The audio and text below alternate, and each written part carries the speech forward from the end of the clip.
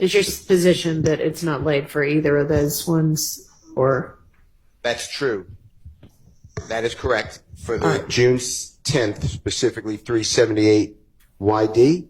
And also that last question, we all heard this Honorable Court's statement that until a foundation is laid, about asking Mr. Zachary whether Mr. Williams, the answer was, I don't recall that ever happening, or I think he said no. I think actually Mr. Copeland said no, that did not happen. And then Ms. Hylton said, well, you told that to a detective. He said, I don't recall, I lied to the detective, and then we just abandoned it and went to, I'm going to introduce June 10th. So that's why I object. Ms. Hylton?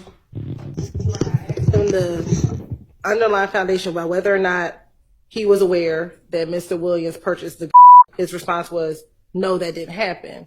And then I confronted him by saying, didn't you recall saying in this interview that you told the detectives that? Yeah, so you've established that it's a prior inconsistent statement, but what we were dealing with earlier when we were going through all of the statements is, does he even have any foundation to know that? And that was the foundational question, which doesn't appear to have been established. So that's fine. We don't have to delay. We will extract those two portions out of the interview. Okay, so you'll just take both of those out. We'll take both of those out and we'll move forward with the rest of the interview. All right.